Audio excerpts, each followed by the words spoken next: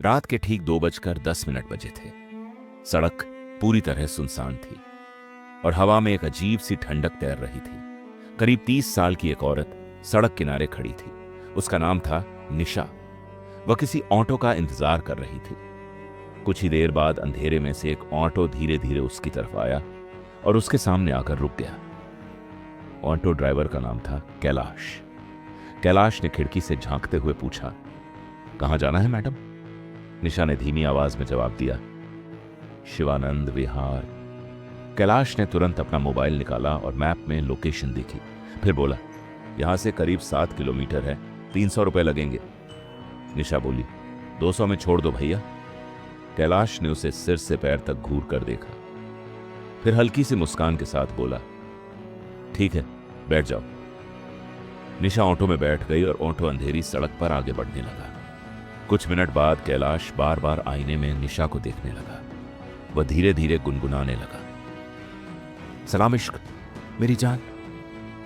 कैलाश का यह अजीब बर्ताव देखकर निशा डर गई। उसने तुरंत अपना मोबाइल निकाला और किसी को फोन लगा दिया। वह धीरे धीरे बोली, हेलो राधा, तू आ रही है ना? मेरे पति अरुण शहर से बाहर गए हैं और मैं घर पर अकेली हूं। फोन के दूसरी तरफ से जवाब आया, नहीं यार, मैं आज नहीं आ सकती। यह बात कैलाश ने साफ साफ सुन ली थी। अब उसकी आंखों में एक खतरनाक चमक आ गई। कुछ देर बाद निशा बोली, भैया यहीं रोक दीजिए। ऑटो एक बड़े से बंगले के सामने आकर रुक गया। निशा जल्दी से उतरकर बंगले के अंदर चली गई, लेकिन जल्दबाजी में वह अपना मोबाइल ऑटो की सीट पर ही भूल गई। कैलाश की नजर उस मोबाइल पर पड़ी। उसने मोबाइल उठाया और उसके चेहरे पर एक खतरनाक मुस्कान फैल गई। उसके दिमाग में एक गंदी योजना आ चुकी थी। वह मन ही मन बोला, मोबाइल देने के बहाने अंदर जाऊंगा, फिर लूट भी।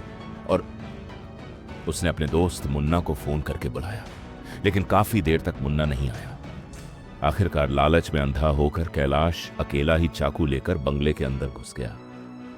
घर के अंदर अजीब सा सन्नाटा था। सीढ़ियां चढ़कर वह ऊपर गया। ऊपर के कमरे से बाथरूम में गिरते पानी की आवाज आ रही थी।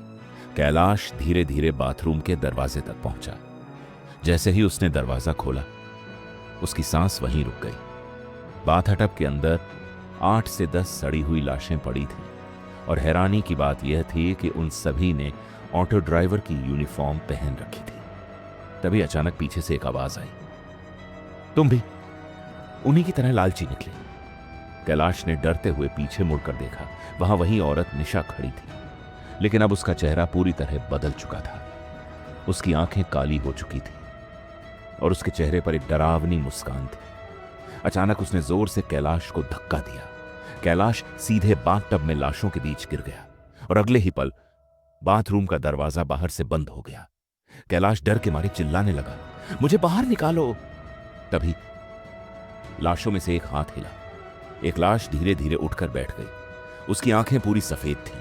वह धीमी आवाज में बोली, यह घर लालची मर्दों का कब्रिस्तान है।